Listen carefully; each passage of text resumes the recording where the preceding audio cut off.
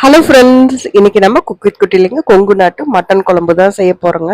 இந்த மட்டனுக்கு பின்னாடி சின்ன ஒரு கதை இருக்குங்க.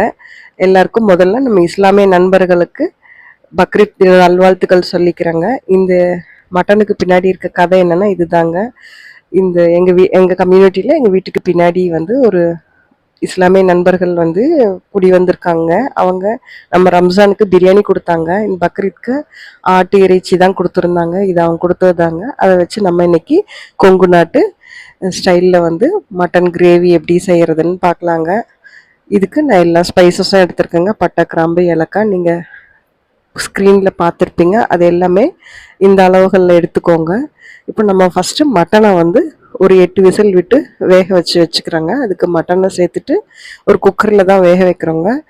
அது கூட வந்து தண்ணி சேர்த்துட்டுங்க, இஞ்சி பூண்டு பேஸ்ட்டு கொஞ்சம் சேர்த்துட்டு மஞ்சத்தூளும் உப்பும் சேர்த்து மூடி வச்சு 8 விசில் விட்டுக்கலாங்க. அவங்க ரம்ஜானுக்கு வந்து மட்டன் பிரியாணி கொடுத்துருந்தாங்க. இப்போ வந்து பக்ரீனாவே ஆடு தர்றது, ஆடு யார் தருவாங்கன்னா அல்லா தருவார் அப்படின்னு சொல்லிட்டு அது ஒரு புராணத்தில் வந்து ஒரு கதை இருக்குங்க. இப்ராஹிம் நபிகள் அப்படின்னு சொல்லிட்டு அவரோட தியாகத்தை வந்து விளக்கறதுக்காக தான் இந்த பண்டிகையை கொண்டாடுறாங்க அப்படின்னு ஒரு கதையும் இருக்குங்க. அவரோட தியாகத்தை போடுற விதமாக தான் இந்த பண்டிகை செலிப்ரேட் பண்ணுறாங்க. ஃபஸ்ட்டு நம்ம ஒரு கடாய் வச்சுங்க, நம்ம எடுத்து வச்சுருந்த ஹோல் ஸ்பைசஸ்லாம் வந்து எண்ணெய் விட்டு நல்லா மொறுன்னு வறுத்து எடுத்து அதை தனியாக வச்சுக்கிறோங்க. அப்புறம் அதே கடாயில் வந்து சின்ன வெங்காயம் கொஞ்சம், பெரிய வெங்காயம் கொஞ்சம் நான் சேர்த்துருக்கேங்க. பெரிய வெங்காயம் வந்து ஒரு 3 வெங்காயங்க, சின்ன வெங்காயம் வந்து ஒரு 150 இருக்குங்க, 150 கிராம் இருக்குங்க. அப்புறம் 2 சின்ன தக்காளிங்க, ஒரு 10 பல் பூண்டு, ஒரு சின்ன விரல் சைஸு இஞ்சி துண்டுங்க. இது எல்லாமே சேர்த்துட்டு நல்லா வந்து எண்ணெயில் பெரட்டி விட்டுருங்க. நீங்கள் நல்லெண்ணெயில் செஞ்சாலும் நல்லா இருக்குங்க. நான் கல்லெண்ணெயில் தான் செஞ்சுருக்கேங்க. இந்த வெங்காயம், தக்காளி இதெல்லாம் வதங்கிறதுக்காக உப்பு சேர்த்து வதக்கி விட்டுருவோங்க. இது கூடவே கருவேப்பிலை சேர்த்துக்கிறோங்க. ஒரு இனுக்கு நல்லா நிறைய தாராளமாகவே கருவேப்பிலை சேர்த்துக்கிட்டா ரொம்ப நல்லா இருக்குங்க. இதையும் நல்லா பெரட்டி விட்டுருங்க. மூடி வச்சு வேக வச்சிங்கன்னா சீக்கிரம் வெந்துருங்க. இந்த வெங்காயம், தக்காளி எல்லாமே வந்து சீக்கிரமாக நமக்கு வெந்து வர்றதுக்கு கொஞ்சம் நேரம் மூடி வச்சிங்கன்னா பாருங்கள் நல்லா வெந்துருச்சுங்க. இப்போ இது கூட வந்து மிளகாத்தூளும், தனி மிளகாத்தூளும் 2 ஸ்பூனுங்க, மல்லித்தூள் வந்து 3 ஸ்பூன், கொஞ்சமாக வந்து மட்டன் மசாலா சேர்த்துக்கிறாங்க. நம்ம ஏற்கனவே மசாலா பவுடர் அரைக்க போகிறோங்க. இருந்தாலும் இந்த சக்தி மட்டன் மசாலா வந்து ரொம்ப நல்லா இருக்குங்க. நாங்கள் எங்கள் வீட்டில் எப்போ எது செஞ்சாலும் சக்தியோட தான் வாங்குறோங்க. நல்லா இருக்குங்க அது. அப்புறம் இது எல்லாம் சேர்த்து அந்த எண்ணெயிலேயே வந்து வெங்காயம் வெந்துட்டுருக்கு இல்லைங்களா, அது கூட கலந்து விட்டுருங்க. இப்போது தேங்காய் கொஞ்சம் சேர்த்துருக்கேங்க. இது ஒரு 1/4 மூடி தேங்காய் தான் சேர்த்துருக்கேங்க. கொஞ்சம் பொட்டுக்கடலை கூட சேர்த்து செய்வாங்க அம்மா செய்கிறப்பங்க. நான் பொட்டுக்கடலை சேர்த்துலிங்க. தேங்காய் சேர்த்துறதே எங்கள் வீட்டுக்காருக்கு பிடிக்காதுங்க.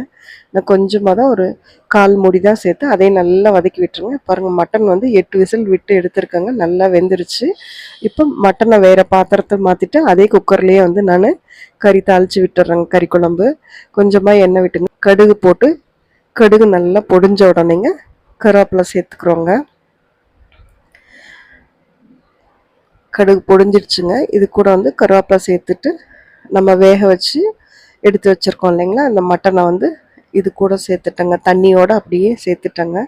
இப்போ நம்ம அரைச்சி வச்சுருக்க நம்மளோட விழுது, வெங்காயம், தக்காளி எல்லாம் போட்டு அரைச்சோம் இல்லைங்களா, அந்த விழுதை சேர்த்துக்கலாங்க. இது பாருங்கள், நல்ல பேஸ்ட் மாதிரி அரைச்சிட்டோம். இதில் வந்து கலந்து விட்டுக்கோங்க. தண்ணி டக்குன்னு சேர்த்துருங்க, இல்லைன்னா சடன்னு மேலே தெரிக்கிற மாதிரி இருக்குங்க அது. இப்போ நம்ம மிக்சியும் அலம்பிட்டு அது கூட தண்ணி சேர்த்துக்கிட்டேங்க. உப்பு வந்து இந்த ஸ்டேஜில் வந்து கரெக்டாக இருக்கான்னு ஒரு தடவை பார்த்துக்கோங்க. நம்ம உப்பு வந்து வதக்கிறதுக்கு அப்போ தான் போட்டோங்க. கறியில் உப்பு போட்டிருக்கோங்க. அதனால் இப்போ வந்து இந்த குழம்புக்கு தேவையான உப்பு இருக்கான்னு கொஞ்சம் டேஸ்ட்டு பார்த்துக்கோங்க. உங்களுக்கு தண்ணியும் அதே மாதிரி எந்த அளவுக்கு வேணும் அப்படின்னு பார்த்துக்கோங்க. நம்ம தேங்காய் வச்சு கசகசாவும் வச்சு அரைச்சிருக்கனால நல்லா திக்காகவே இருக்குங்க. தாராளமாக சேர்த்துக்கலாம். நாங்கள் சின்ன வயசில் இருக்கிறப்பங்க இட்லியும் கறி குழம்பும் தான் சண்டே ஸ்பெஷலுங்க. இட்லியும் கறி குழம்பையும் பிரிக்கவே முடியாதுங்க யாருனாலையும். அந்தளவுக்கு இது ரெண்டும் செம கம்பாக இருக்குங்க. சண்டேனா அந்த கறி குழம்பு வாசத்தோடு இருந்தால் தான் அந்த சண்டேவே கம்ப்ளீட் ஆகுங்க. அந்தளவுக்கு வந்து இட்லி கறி குழம்பு தான் ஃபேமஸுங்க எங்கள் ஊரில். இப்போ சுட சுட இட்லியோட இந்த கறி குழம்ப சூப்பராக நாங்கள் சாப்பிட்டோங்க. அவ்வளோ ஒரு டேஸ்ட்டுங்க. ஆடும் வந்து அவங்க 3 நாளைக்கு முன்னாடியே பின்னாடி வாங்கி கட்டி வச்சுருந்தாங்க. எங்கள் வீட்டில் நிறைய டாக்ஸ் இருக்கனால அந்த பக்கம் போக விடாமல் பார்த்துக்கிட்டோங்க.